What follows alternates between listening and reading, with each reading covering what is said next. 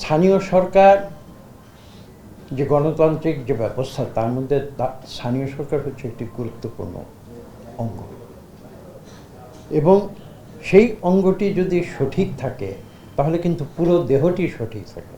অর্থাৎ আমি বিশ্বাস করি যে বাংলাদেশের 50টি মন্ত্রণালয়ের মধ্যে স্থানীয় সরকার মন্ত্রণালয় যদি সঠিকভাবে কাজ করে, জনগণের সঙ্গে যে সেবা, সেই সেবা যদি সঠিকভাবে দেয়, তাহলে কিন্তু পুরো বাংলাদেশ ঠিক থাকবে, পুরো সরকার ঠিক থাকবে।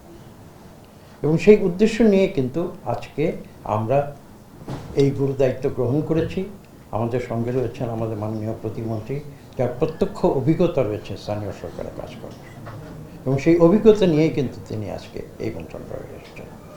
এবং আমি বিশ্বাস করি তার সেই অভিজ্ঞতা থেকে আমিও অনেক কিছু শিখতে পারব।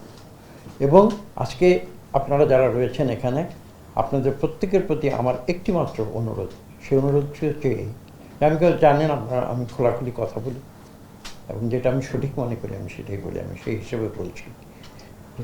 আমার বক্তব্যটি হচ্ছে এই, যে সরকার অত্যন্ত ক্ষমতাশালী।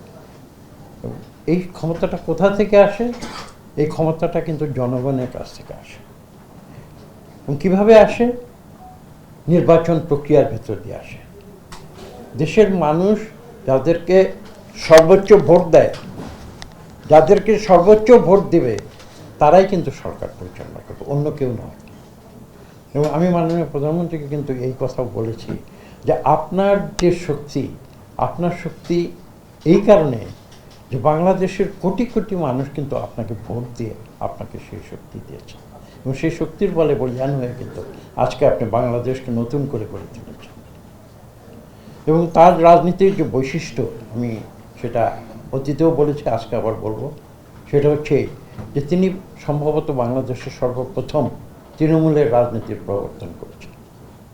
এবং কেন আমি কথাটি বলছি, এই মন্ত্রণালয়ে কিন্তু তৃণমূলের সঙ্গে আছে,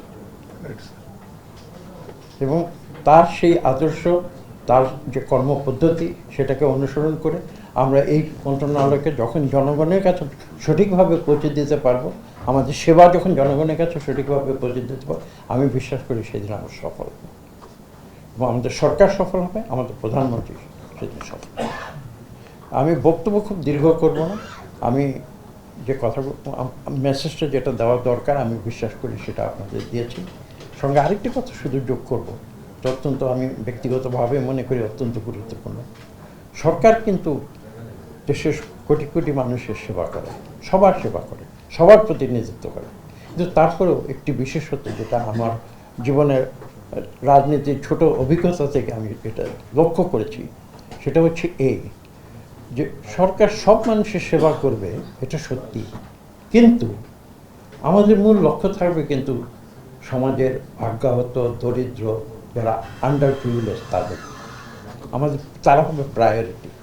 কেননা যারা সচ্ছল ধনী সমাজে যারা থাকেন, তারা কিন্তু আসল সরকারের উপর অতটা নির্ভরশীল হওয়ার প্রয়োজন হয় না, কারণ তারা নিজের যে প্রয়োজন, নিজের যে ব্যবস্থাপনা, নিজের যে কার্যক্রম, সেগুলো কিন্তু তারা নিজেরাই পরিচালনা করতে পারে।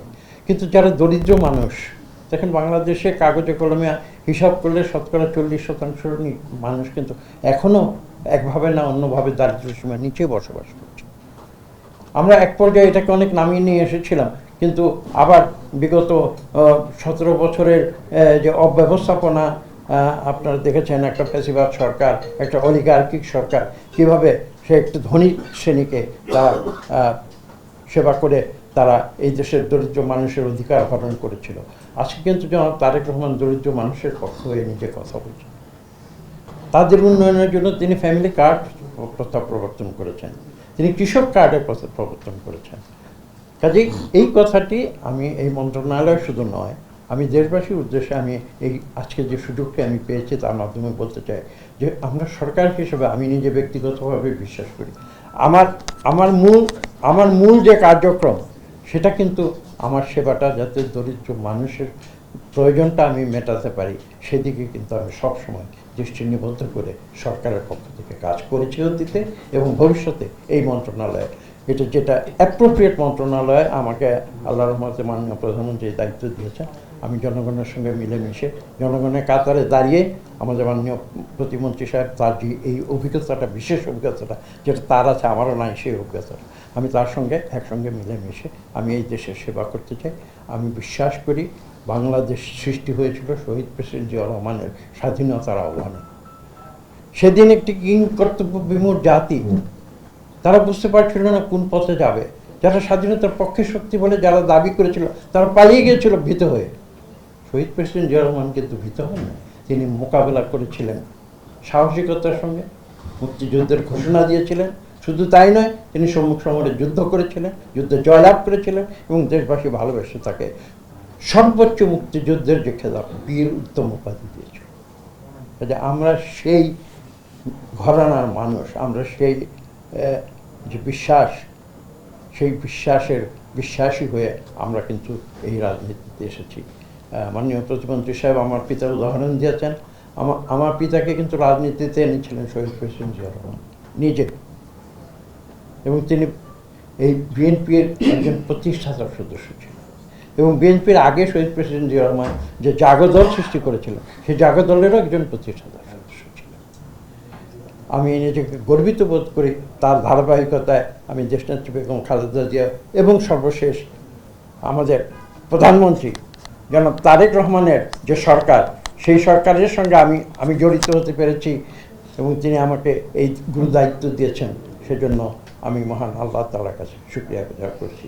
দেখুন, স্থানীয় সরকার নির্বাচন কবে হবে তার কিন্তু একটি সংবিধানগত একটি পদ্ধতি আছে, এবং আমি আজকে যদি বলে দেয় যে অমুক দিন নির্বাচন হবে, এই কথার কোনো অর্থ থাকবে না। কাজে এই আপনার এই প্রশ্নের সরাসরি উত্তরটা কিন্তু আমার দেওয়াটা যুক্তিযুক্ত হবে না। আমি বলছি সাংবিধানিক প্রক্রিয়ায় সেই নিয়মকানুন অক্ষরে অক্ষরে পালন করে ইনশাআল্লাহ বিএনপি সরকার যথাসময়ে স্থানীয় সরকার নির্বাচন